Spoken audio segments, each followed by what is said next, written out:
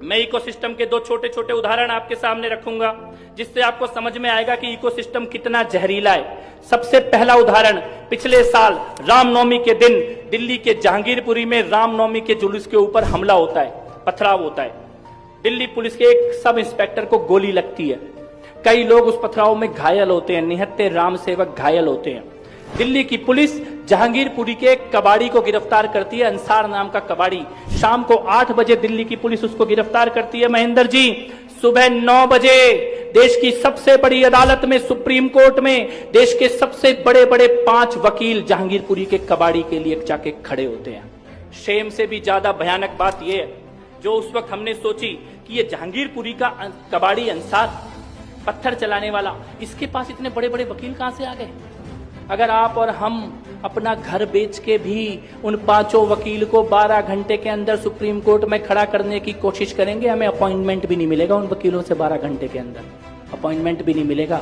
पैसा तो होगा ही नहीं, पैसा आ भी गया कहीं से घर बार बेच के, तब भी अपॉइंटमेंट भी नहीं मिलेगा। लेकिन जहांगीरपुरी के कबाड़ी के लिए देश के 5 सबसे बड़े वकील 12 घंटे के अंदर देश की सबसे बड़ी अदालत में खड़े थे। तब हमने ये सोचा कि ये कैसे संभव है, कैसे, कौन है वो लोग जो अंसार को इतने बड़े बड़े वकील दे रहे हैं। तो एक नाम सामने आया, जमीयत उलेमाए हिंद। जमीयत उलेमाए हिंद ने जहांगीरपुरी के अंसार के लिए देश के सबसे बड़े बड़े वकील खड़े कर दिए थे। तो हमने सोचा कि जमीयत उलेमाए हिंद क्या है, इसके बारे में जानने की कोशिश की जाए। इनके पास इतना पैसा कहां से आ रहा है। तो पता लगा, अहमदाबाद में जो बम ब्लास्ट हुए थे, आतंकवादी हमले हुए थे, जिन आतंकवादी हमलों में पुलिस ने आतंकवादियों को न केवल पकड़ा बल्कि सबूतों के साथ कोर्ट में ले जाके उनका गुनाह साबित करके सजा दिला दी 36 लोगों को।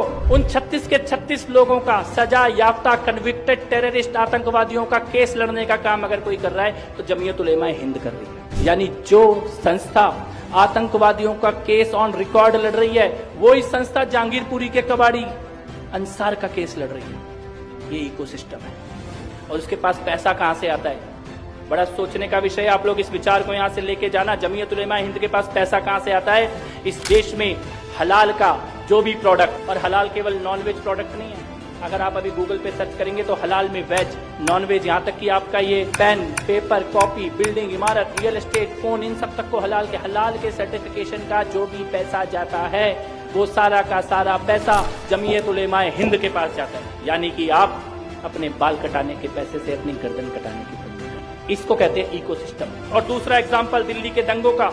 दिल्ली के दंगों में शाहरुख पठान की फोटो आप सबने देखी होगी, जो बंदूक लेके पुलिस वाले के माथे पे बंदूक लगा के खड़ा था। शाहरुख पठान, दुनिया के पास उसकी फोटो थी, उसका वीडियो था, उसका नाम था। लेकिन रात को 9 बजे प्राइम टाइम पे रवीश कुमार आता है, शाहरुख पठान की फोटो दिखाता है, उसका वीडियो दिखाता है और उसका नाम अनुराग मिश्रा बताता है। जब दिल्ली चल रही थी तब इतना बड़ा झूठ रात को प्राइम टाइम पे टीवी पे बोला जा रहा था। इसको कहते हैं इकोसिस्टम।